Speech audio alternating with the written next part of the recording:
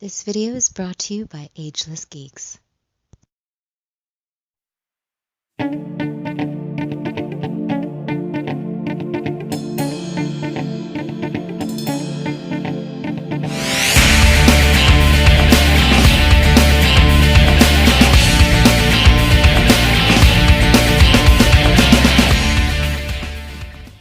Cowabunga dudes and dudettes, this is Anthony, aka Batbomb82, and today I'll be doing a review of the DC Multiverse Rebirth Wally West and John Stewart.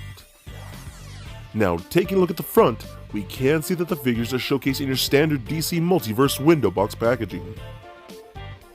Turning both boxes around, we can see some really cool artwork of both characters with short bios. On the left, we can see all the other figures from this lineup, and in the center, the Collect and Connect Ninja Batman figure.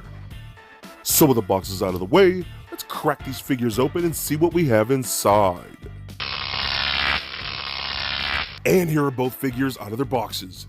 And man, these are decent action figures from Mattel. Not great, but they are pretty good. I love some of the accessories they get here, and the colors are very vibrant and pretty clean paint apps for the most part. You will see I have a couple minor issues, but nothing too crazy. But before we take a closer look at both figures, let's take a closer look at their accessories. So for Wally West, we do get the right arm for the CNC Batman, 2 lightning effect pieces, and 2 pairs of interchangeable hands. And for John Stewart, we get the entire torso for the CNC Batman, and 4 pairs of interchangeable hands. So with the accessories out of the way, let's take a closer look at the DC Multiverse Wally West and Green Lantern John Stewart. Alright guys, now let's take a closer look at Wally West and John Stewart. Another 2 decent figures from Mattel, not incredible, but decent. So I'm going to start off with Wally West here. The Rebirth Wally West, which is pretty cool. I love the fact that he has a new suit and whatnot. So first and foremost, that head sculpt. How do I say this? I like it. It looks really good. The eyes look a little too big in my opinion. And is it just me, or is he looking off to the left over there to his right side? It kind of looks like he's looking off to the side, so that throws me off a bit. It does look nice, though. The paint looks pretty clean and all of that. I love the side of the fins right here. The nice silver looks really good. His orange hair. One thing I will say, it looks good, but it's just a straight up orange. There's no color in there, additional color to break it up a little bit. It's just a straight up orange, so it kind of looks like a carrot top clown type hair. So it's a little weird, a little too bright for me in my opinion, but I think it looks still pretty good. Just wish I had a little more of a wash in there. The suit looks great.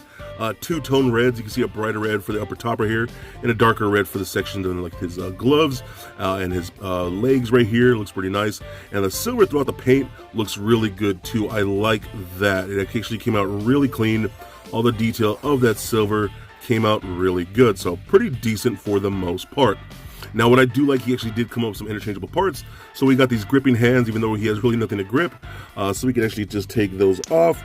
And if we want, we could actually put on these more like running hands with the extended fingers, and we get one for each side, which is really nice.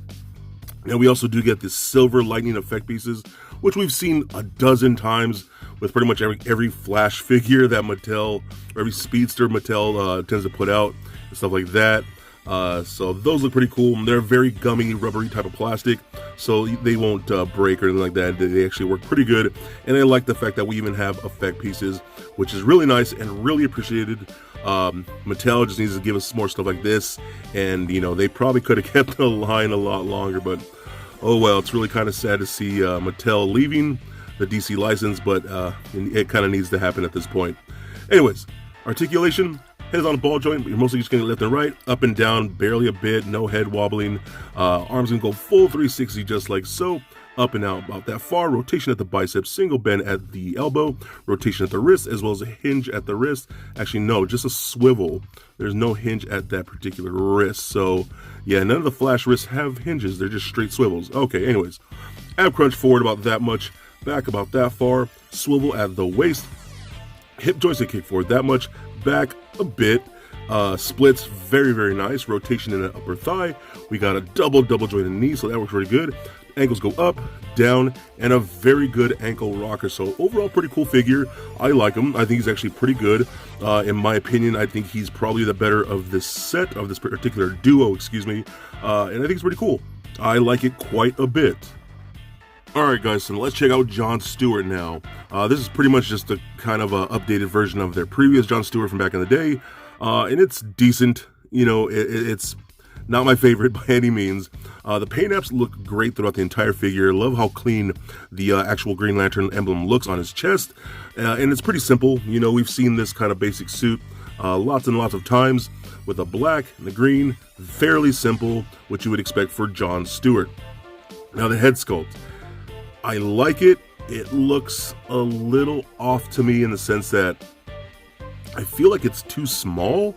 Does that seem, is it just me? I feel like it's a little too small for his entire body. Now I think it looks good. The eyes look great. The paint apps on that look awesome. The cheekbones, the whole jaw structure and the nose and all that look really, really good. But also his hairline from the top of his brow, the forehead, is completely off of where the sculpt is, and it's just kind of missing. So yeah, it's a little off, and it throws, I think that partially throws it off too.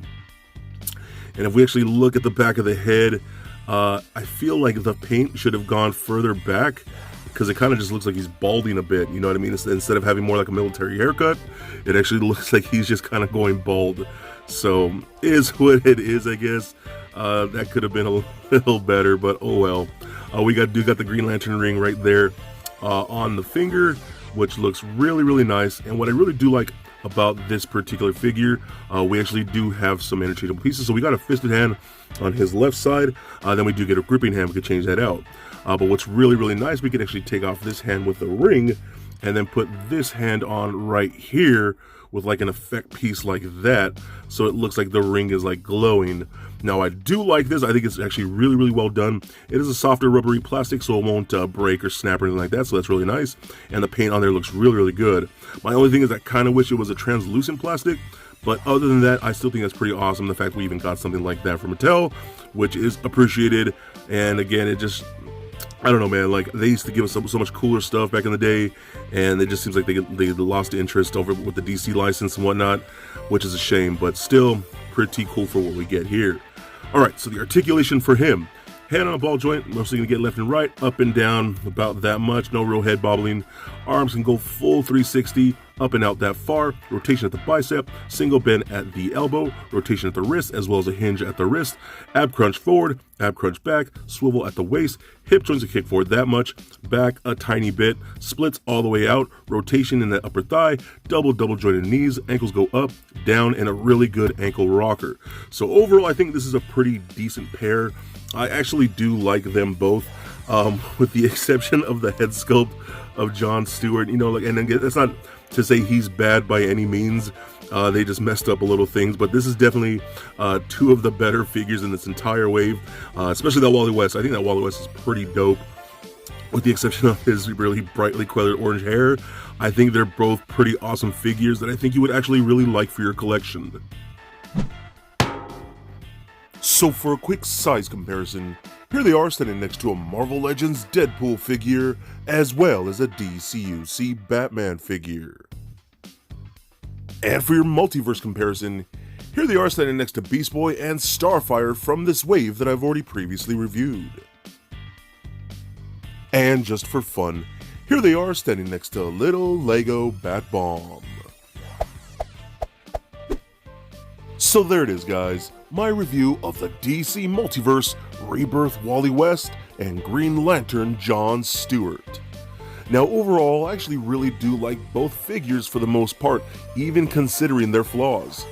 Wally's eyes look a little too big for me, and his hair is just very, very orange. Green Lantern's hairline doesn't even match his sculpt, and his head overall just seems a little small. Both figures have really nice accessories that are okay, not great, just okay, but I'm glad they even have that kind of stuff. The paint apps are vibrant and really clean on both pieces, and I do like the articulation. Overall, I think they're really nice pieces, and I think they would look great on your DC Multiverse shelf. So please comment, like, and subscribe. Stay nerdy, my friends. Peace.